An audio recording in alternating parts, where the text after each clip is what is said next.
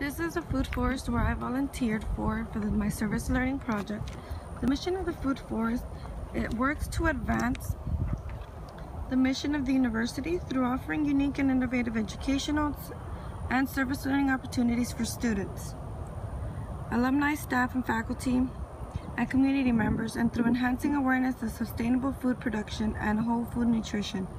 Furthermore, the food forest seeks to elevate the environmental sustainability of the institution through providing organic fruits and vegetables to the campus and Southwest Florida communities. Ultimately, through engaging the hands, hearts, and minds of students, alumni, staff, faculty, and community members, the food forest will offer the space for cultivation of lifelong learning and the commitment of sustainable food and living practices. So this is where I actually volunteered for my service learning project.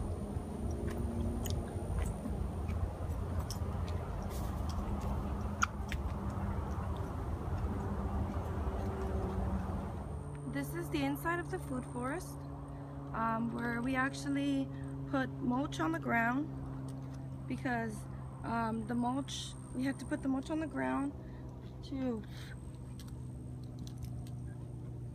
help when it rained. If we didn't put mulch on the ground, the soil would actually lose all its nutrients. So the mulch helps protect all the nutrients that go inside the plants. And we also cut down weeds because all of the excess weeds were needed to clear the pathways so that people can come and take a tour. This is actually their little greenhouse, and as you can see, they have plants, different plants, and we actually learned how to plant new species of plants here. We cut them and we put them in a new pot, and that's part of the pathway that's right there. We actually chopped down some trees to make as nutrients. We also learned about the mulberry and the many different aspects of the mulberry, the different kinds, and we actually learned about the moringa tree. Let me see if I can find one. That's actually a moringa tree, and we also learned the many different benefits of the moringa tree. And I'm an elementary education major, so through this experience I've actually learned a lot of stuff, and I feel like I could, with my future students, I could actually teach a lesson on how to plant plants and how to keep them going because of the many different things that they showed us here. It also just relates to me because I love being outside. We have a very big garden at my house, so this is like an even bigger garden of the garden that we have, and it's just really awesome to see because we can see the many aspects of how the work they put into making this garden, because when we were taking a tour of the food forest, they actually showed us how one part is more elevated than the other because when they put the sprinklers on for the water, they want to use as less water as possible. So what they did was they put the plants that needed more water at the very bottom so that when the water drained from the top, it would drain to the bottom of the food forest where the plants that needed the most water were, which I thought was really cool. And they also did a lot more things. We also learned how bananas are actually not a tree, they are just a really, really big plant. And towards sustainability, like I said earlier, they put the plants that needed more water at the bottom so they use as less water as possible. They've actually put plants on certain levels, like there's an upper level, a middle layer, layer and a lower layer.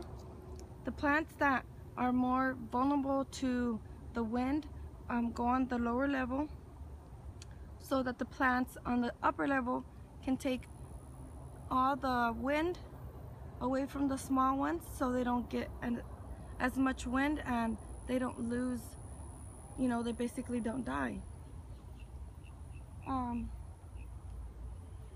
Like Lo says, it is very important for people to get outside and get with nature and work with nature, and for children to see the different aspects of nature.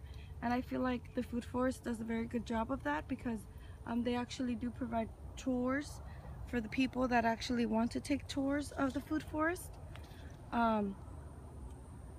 And they provide any kind of tours to parents, teachers, alumni, students, faculty, just whoever wants to volunteer. They actually have a web page that you can go and request, and it's just very, very neat to see all the different things that they have in the Food Forest and why they have them. And there's many different species of plants. They've actually have an orange tree that they talked about the greening effect on the orange trees, and how they're actually dying and they're not edible. But we actually have an orange tree here that was donated from UF that is basically like a transplanted tree. They made it to see if it would withstand the greening effect and it wouldn't be affected by the plants. And I mean, the Food Forest just connects so much with nature, and it has so much things to offer, and it's just an awesome experience. And I would so love to come and volunteer again. And the people that actually helped us volunteer and show us all the new things we learned, they were really awesome, and they were so knowledgeable on everything that had to do with the Food Forest and how to plant and where to plant them. And we actually saw a compost pile that they used to make their own soil, because it was more sustainable for the Food Forest. And it's just an awesome experience, and I would totally love to do it again. Well, this is the Food Forest, and this is where we would meet in the beginning. And here in the Food Forest box, we had different types of tools, and here we actually helped clean them with vinegar, because if we don't clean them with vinegar, we could get transfer of diseases from plant to plant.